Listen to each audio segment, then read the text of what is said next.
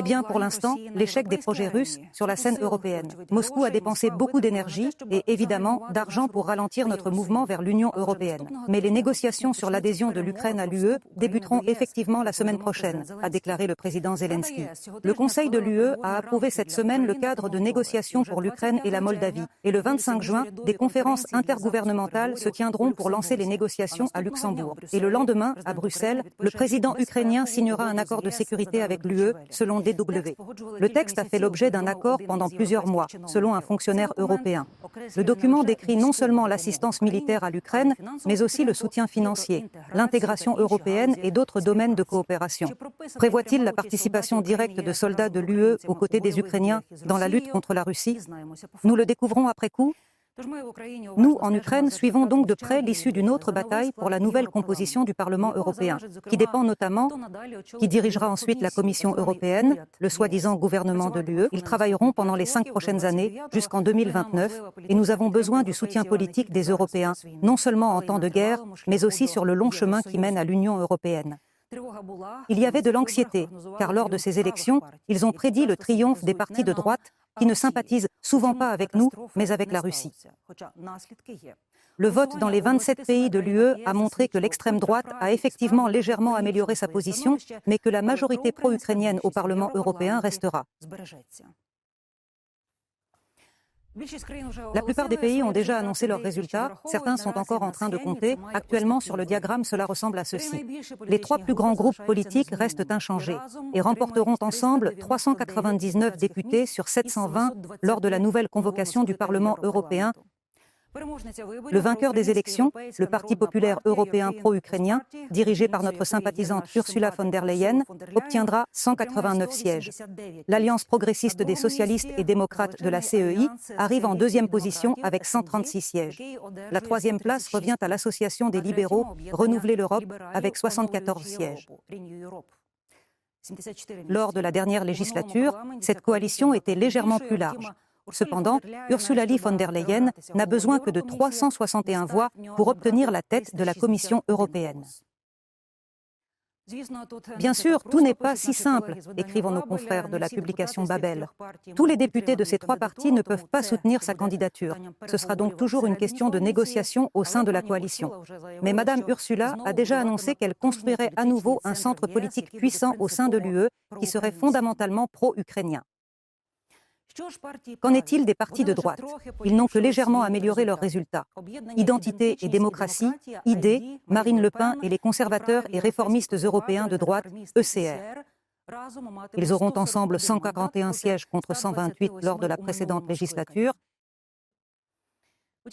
Cependant, le renforcement des forces de droite et l'influence de la Russie en Europe se font toujours sentir. Pourquoi Emmanuel Macron a-t-il dû convoquer d'urgence de nouvelles élections législatives en France? Pourquoi le vote pour le Parlement européen a-t-il divisé l'Allemagne de près de moitié entre l'ex-RDA et l'Allemagne? Et vice-versa, pourquoi la popularité des partis des premiers ministres pro-russes de Hongrie et de Slovaquie a-t-elle chuté? Les bouleversements politiques de cette semaine et ce que nous pouvons en apprendre, analysé par le correspondant Andriy Orliak. Poutine ne sera pas en charge longtemps parce que Kim Jong-un va rapidement et joyeusement lui prendre le volant. Il se dirige vers la frontière avec la Russie jusqu'au front où il cause des dommages aux Ukrainiens. Et pendant que quelques dictateurs dans une limousine blindée partent chercher autre chose à tirer, notamment dans la direction ukrainienne, dès la semaine prochaine, l'Ukraine s'est fermement engagée en faveur de son objectif primordial, la patrie européenne. L'Union européenne a approuvé le cadre de négociation pour l'Ukraine. C'est ce cadre qui détermine le format et la procédure des négociations d'adhésion avec notre pays. Le 25 juin, ce sera un feu vert pour les Ukrainiens. Mais qui sera exactement notre compagnon de route sur cet itinéraire européen? Il y a des populistes de gauche et des populistes de droite, et il n'est pas certain qu'ils soient tous réellement favorables à l'adhésion de l'Ukraine à l'UE. Entre-temps, l'Ukraine et l'Europe, mais aussi le monde entier, suivent de près l'itinéraire de cet homme à vélo, qu'il utilise probablement depuis 14 ans pour se rendre au travail à la résidence du Premier ministre. Bonjour maman, c'est Mark Rutte. Maintenant, il a une autre direction. C'est le chef du gouvernement néerlandais, Mark Rutte, qui remplacera Stoltenberg au poste de secrétaire général de l'OTAN. L'Alliance semble avoir décidé de ne pas réinventer la roue, parce qu'à une époque, disent-ils, Rutte s'était déjà vu proposer le poste à plusieurs reprises. Bien sûr, il y avait suffisamment de personnes prêtes à diriger la principale union militaro-politique du monde. Tout comme le président roumain, il y avait aussi des obstacles, comme le Premier ministre hongrois. Mais il semblerait que nous n'ayons pas eu le temps de négocier, surtout les États-Unis. Le sommet anniversaire de l'OTAN à Washington aura lieu dans quelques semaines et les élections présidentielles américaines dans quelques mois. Dans le bureau ovale, ils veulent avant tout démontrer à leurs électeurs que la Maison-Blanche était et reste le leader de l'Alliance. Joe Biden a vraiment besoin de ce bonus. Et l'OTAN, en particulier la partie européenne, a besoin de Mark Rutte. Du moins son impressionnante capacité, comme on dit, à trouver des compromis. Que faudra-t-il faire exactement si Trump est président? Eh bien, à propos de l'Ukraine. En tant que Premier ministre des Pays-Bas, Mark Rutte est considéré comme un très bon ami de Kiev. Une aide à l'armement se chiffrant à plusieurs milliards d'euros en est la preuve. Mais selon les experts, la voie politique de Mark Rutte en tant que secrétaire général de l'OTAN ne différera pas de celle suivie par Jens Stoltenberg. C'est-à-dire que tant qu'il y aura une guerre, il n'y aura pas d'adhésion à l'Ukraine. Bien sûr, dans le contexte de tout cela, le Premier ministre hongrois Orbán n'a pas pu s'empêcher d'apparaître. Apparemment, il n'opposera pas son veto à la candidature de Ruette s'il confirme que Budapest ne participera pas aux activités de l'OTAN en Ukraine et qu'aucun fonds hongrois ne sera utilisé pour la soutenir. Et bien que cela soit qualifié de pur populisme par Orbán. Mais comme le démontrent les résultats des élections au Parlement européen, comme ça marche, et pas seulement la Hongrie, en France, comme on le sait, suite au succès radical du parti d'extrême droite Marine Le Pen au Parlement européen, le président Macron a annoncé la dissolution du Parlement national. Il est difficile de prédire que Marine Le Pen dirigera une quelconque institution de l'Union européenne.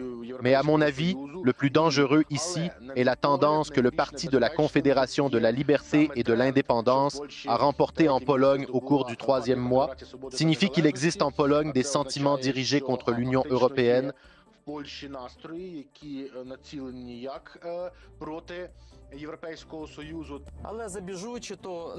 allez de l'avant. La catastrophe n'a pas eu lieu. Les pires prévisions ne se sont pas produites. Beaucoup de gens, paradoxalement, sont entrés au Parlement européen, critiquant l'Union européenne. Cependant, cette rhétorique et surtout ce qui va arriver, prédisent les analystes, va changer, imitant la majorité sous-politique. Et le Parti populaire européen, qui soutient l'État ukrainien et son parcours d'intégration européenne, a conservé la majorité au Parlement européen, puisque le parti von der Leyen a obtenu le plus grand nombre de voix. Beaucoup pensent qu'ils ont le droit d'élire le président et beaucoup pensent qu'Ursula von der Leyen est la meilleure candidate pour cela.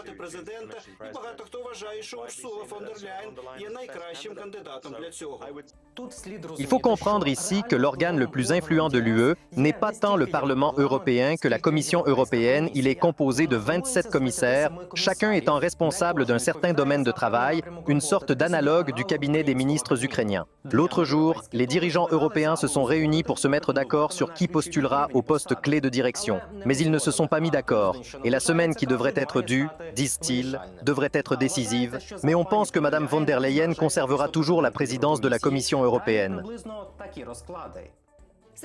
Serme des candidats au poste de prochain chef du Conseil européen, l'ancien Premier ministre socialiste du Portugal, António Costa, et pour le poste de président du Parlement européen, l'actuelle présidente de cet organe, Roberta Metsola.